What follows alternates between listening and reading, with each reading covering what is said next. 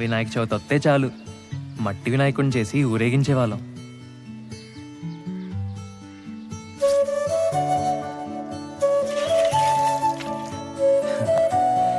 ఏది చూసినా ఆశ్చర్యమే మాకు. టైర్ ఆట,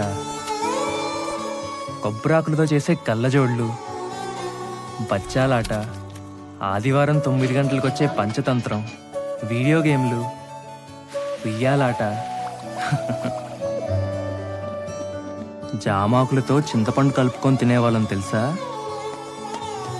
అసలు పొద్దున్న లేస్తే మా పనల్లా ఆడుకోవారం 9 గంటలకు వచ్చే పంచతంత్రం, వీడియో గేమ్లు, ఉయ్యాలాట,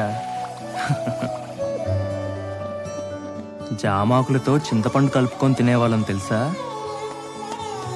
అసలు పొద్దున్న లేస్తే మా పనల్లా ఆడుకోవడమే. రాదే రాదే అలుపంటూ రాదే ఆడేస్తున్నా ప్రతి పూటే, వాడు వీడు అని తేడాలే లేవే, ఓ చోటి చేరి ఆడమే.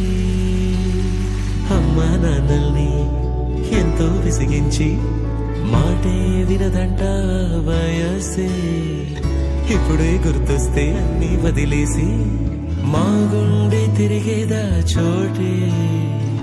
అరెరే బాల్యం రమ్మన్నారాదే, గుర్తుకొస్తే కంట చెమ్మ పెట్టిస్తుంటుందే స్నేహాలే.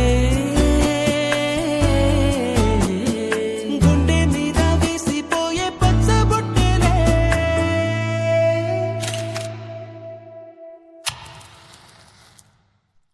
ఆ రోజులు మళ్ళీ రావు, ఈ రోజుల్లో కానే కావు, అంతేలేని ఆనందాలు వెంటే వస్తే అంతే చాలు.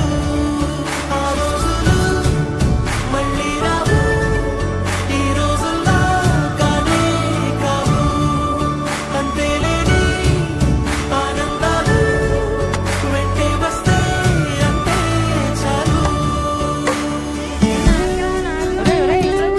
అందరూ ఒకే దాంట్లో తింటారేంట్రా? చెరువు ఒకేసుకోండి. ఎక్కడికి వెళ్తున్నావు నాన్న? చర్చికమ్మా. అదేంటి మనం వెళ్ళాల్సిన గుడికి కదా? అంటే నా ఫ్రెండ్ విలియం రాంబాబు కూడా వెళ్తున్నారమ్మా, అందుకే నేను కూడా వెళ్తా. అలాగా, వెళ్ళరా. ఇప్పుడు కొట్టాడ్రా ధోని 6.